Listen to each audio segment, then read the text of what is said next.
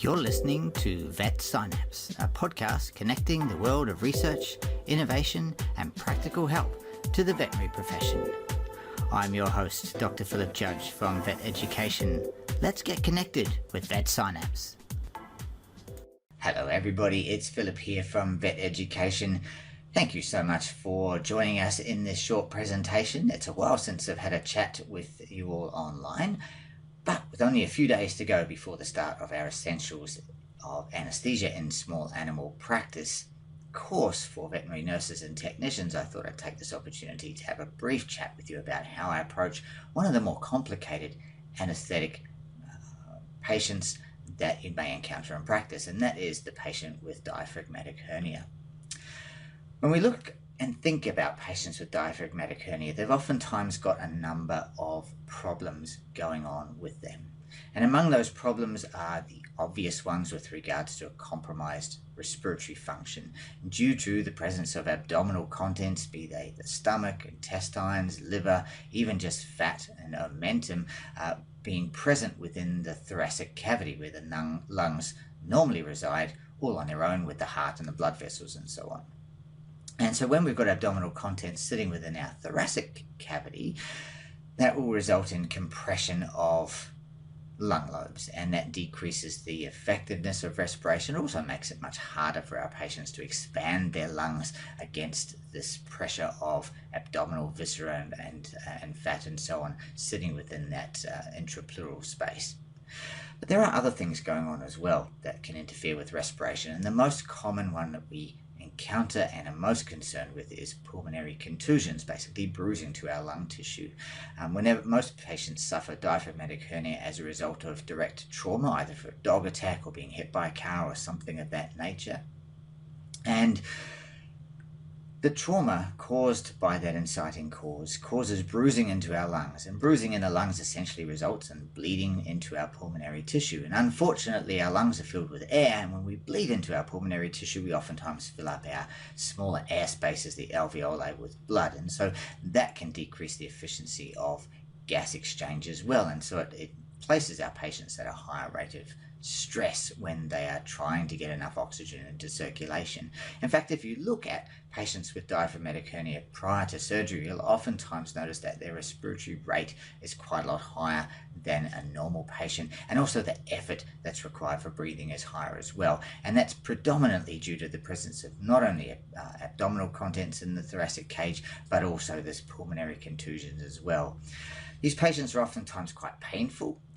These patients can sometimes have contusions or bruising to their myocardium, which makes them a little bit more susceptible to developing abnormal cardiac rhythms during anesthesia and surgery and in the post-operative period as well. And these patients can oftentimes have other trauma elsewhere in their body, the fractured limbs, head trauma, and so on.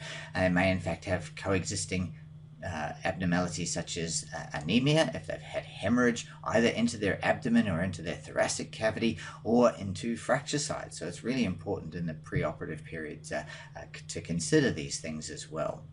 So what I like to do with these patients is make a list of everything that's abnormal in my patient. And we've listed a number of those things just before. And then for each abnormal finding that I have in my patient, I make a list of things that I can do to try to help improve or normalize as much as possible those abnormal things. So in the case of a patient that is showing obvious signs of respiratory distress, we're going to make sure we give our patient some oxygen supplementation through a method that is both effective for the patient and causes minimal stress to that patient as well. So in some patients that will just be an oxygen cage, and other patients it will be through insertion of nasal oxygen catheters, and yet in others it may even be that we use a transtracheal oxygen catheter in those patients as well. So that would be the most obvious choice. Obviously for pain, we're going to want to ensure that we have adequate analgesia given for these patients.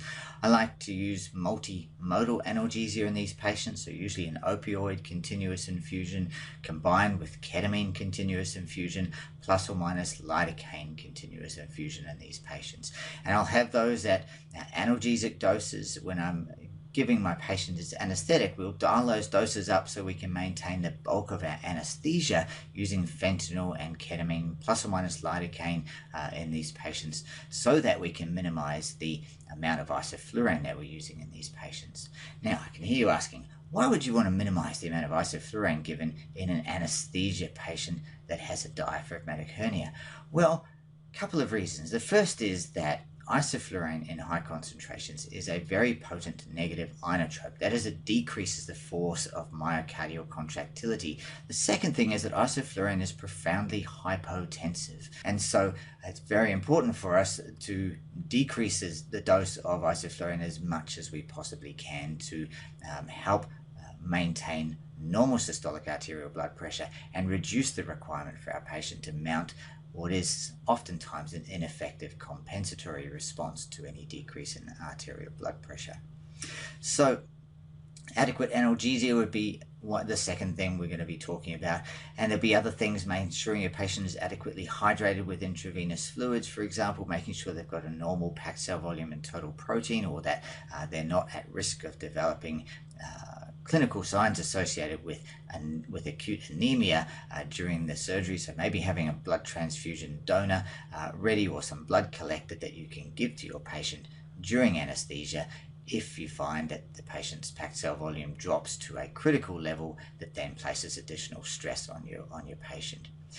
So what have we got? We've identified some problems. We're going to search for solutions to our problems, and then we're going to administer our anesthetic. We've talked about very briefly patients that are already on continuous infusions of analgesics, and these we can actually dial up a little bit around the time of anesthetic induction so that we can give a small dose of induction agent and still have large doses of analgesic drugs like fentanyl and ketamine plus or minus lidocaine as well in our patients.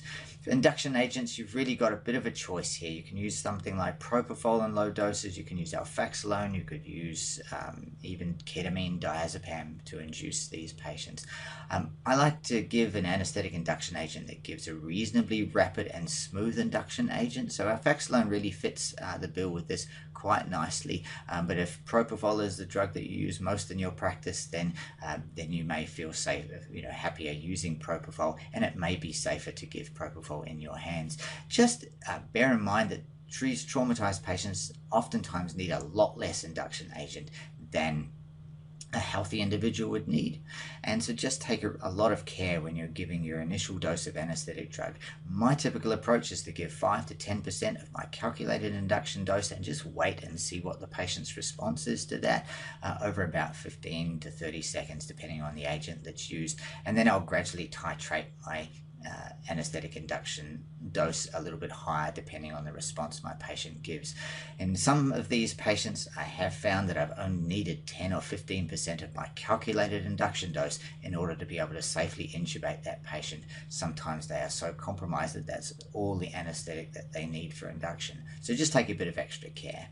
During anesthesia, you want to be doing a number of things. The first is to try to reduce your dependence on isoflurane by using continuous infusions of opioids and ketamine and lidocaine, as we've previously discussed.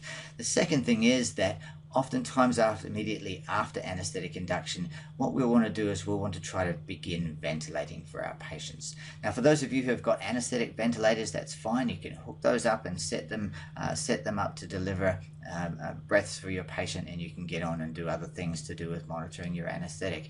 But if you don't have an anesthetic ventilator in your practice, you're going to be ventilating the patient using your anesthetic rebreathing bag. Now, the ideal tidal volume that I would select to start with is around 10 to 15 mils per kilo. So just calculate that out, and you want to be squeezing your anesthetic rebreathing bag about 10 to 15 mils per kilo, and about every 4 to 10 seconds, depending on the patient. Most of these patients will breathe quite well for themselves until such time as your surgeon is then opening up the abdomen and exposing that chest cavity to room air. So what we're trying to do with this ventilation immediately after induction is just augment the patient's own respiratory efforts.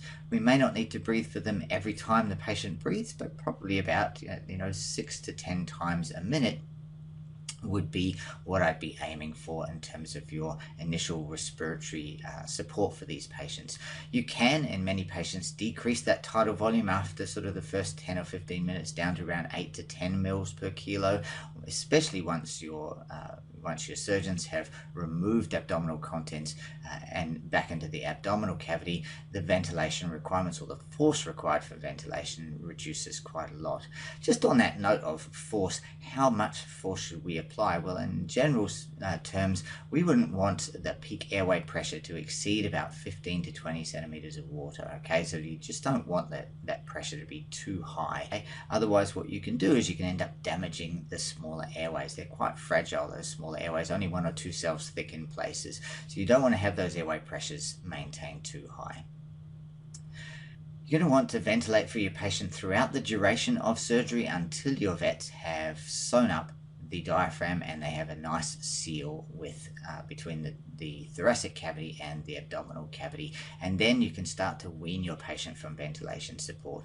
The sort of weaning that we've got in mind is just reducing the rate of ventilation support, usually initially from, if you've been breathing 10 breaths a minute, maybe you want to drop it down to 8 breaths a minute, then 6 breaths a minute, and so on, at the same tidal volume until your patient starts to resume more effective respirations themselves, and then you can start reducing that respiratory rate even further, or maybe just augmenting that patient's own respiratory efforts every now and again.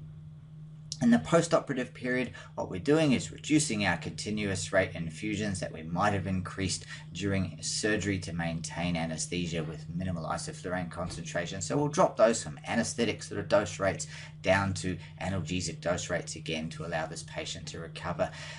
One of the things I didn't mention before is if these patients have any fractured ribs, then they can have local anesthesia injected in the intercostal nerves, both dorsally and ventrally.